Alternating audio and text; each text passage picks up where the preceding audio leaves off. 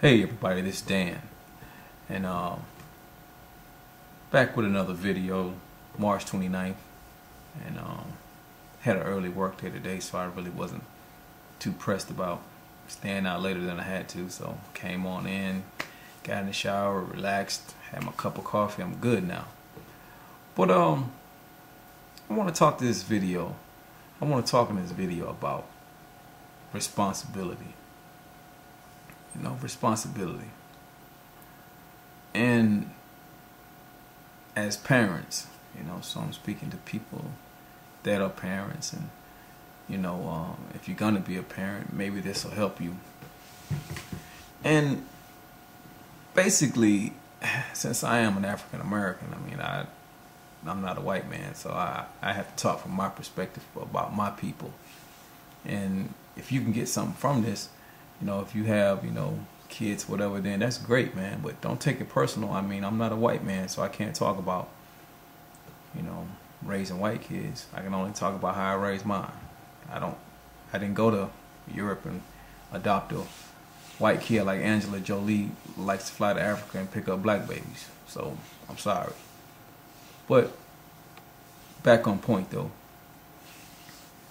Black people, why have we sold our children out? Why have we sold our children out? Why have we made it cool to be failures?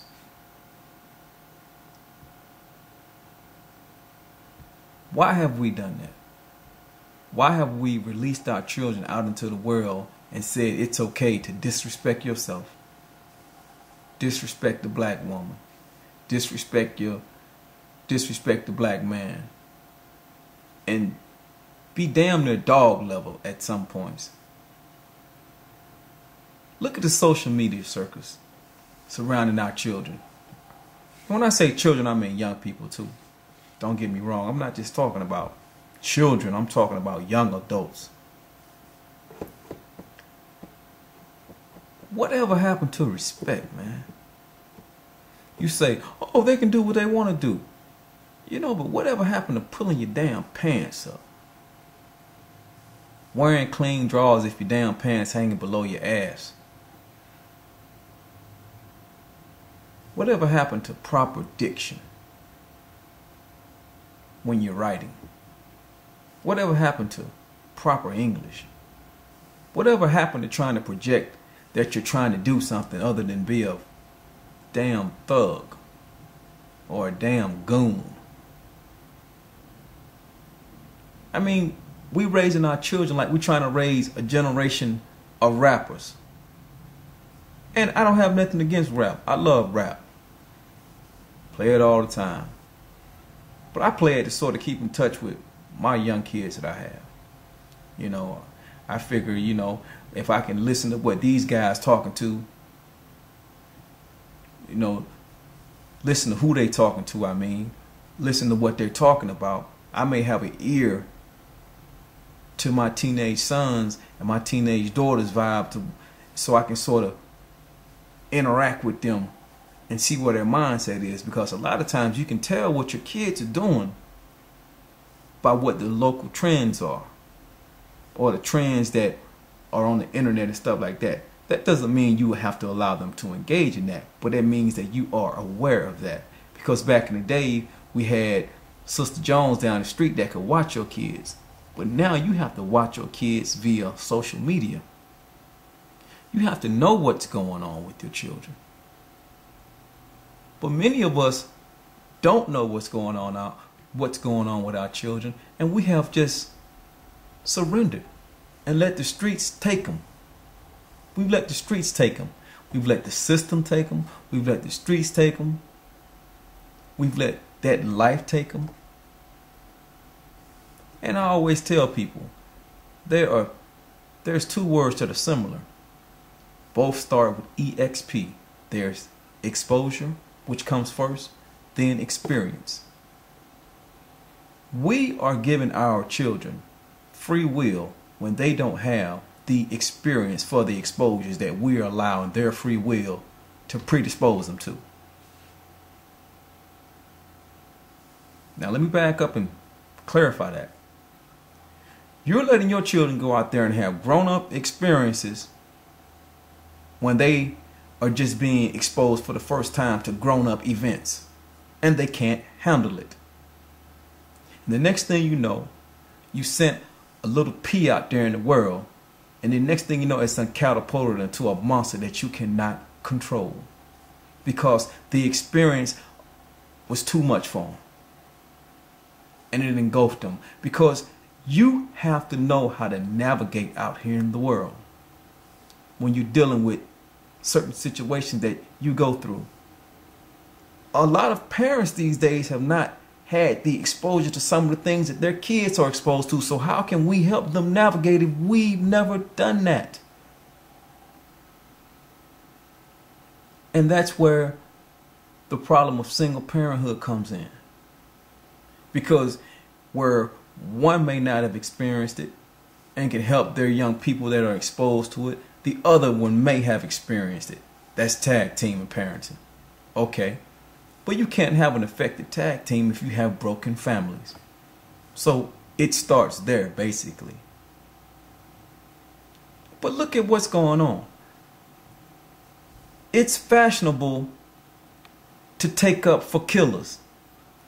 And when I say take up for killers, what I mean is this.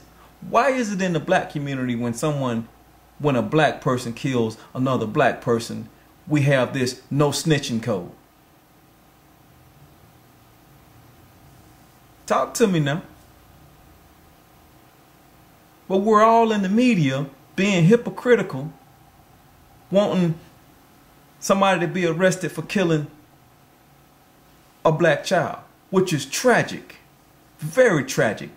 I don't condone it. I don't wish it on no parent at all. But what sense does it make?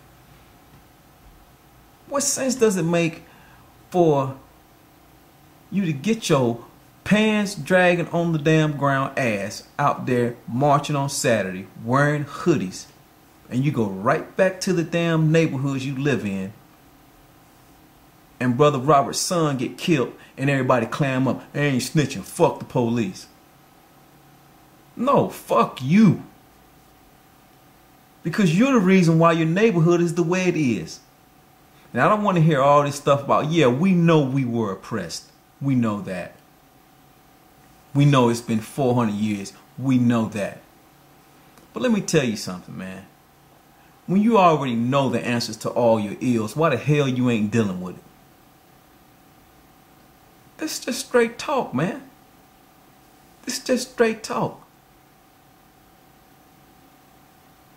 We have people in America that are grown that have no idea how government even works. And they want to be the first ones to call you an Uncle Tom nigger when you say, well, I support Ron Paul for XYZ. Or I support Obama for XYZ. Whoever you support. It's a reason for that, though. Now here we are. We're marching. Okay, we're getting ready to march to DC or whatever the case is. But let me tell you something. It's just like Brother Rush the other day, the U.S. representative from Florida that went on the floor wearing a hoodie. Okay, that makes a lot of sense, though. It's a symbolic gesture. But that's all it was a symbolic gesture. That's all it was. Because he knows that he has no power when it comes down to the U.S. representatives enacting law to help a disenfranchised people. And I mean both sides, minorities and blacks. He knows he has no power. He's one of 20 against 415 other people that do not have your vested interest at heart. And if you don't know what I'm talking about that, just check out my other video. Just check out my video where I break down black power in the U.S. government and the lawmaking body. And you wonder why you just the way we were in 1960. How can you have change when the political landscape of the lawmaking body has not changed? How can we really say we've advanced? And then people wonder why Brother Obama is having so much problem with that, because it ain't changed. He's talking to the same people from 1940 next door to him. The same people. Matter of fact, it's more of the same. The exact change that we're looking for is not there. The exact change that we are looking for is not in that body. So what we have to do? Pull our bootstraps up and take control of our own children. See, we have to take this thing back to 1980, man. 1990, where men wore their pants on their ass the right way. Where we didn't have all this effeminism, emasculation of the black boy wearing girl clothes these days. And I have nothing against gay people, man. Do you? It's not about that.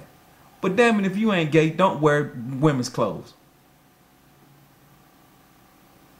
Makes no damn sense to me, man. We have a bunch of confused black boys and girls running around here that don't know right from left, and here we are here marching when we should be educating our children for their future, because we've already messed up ours. We've already messed up ours. Boy, I tell you, I'm out.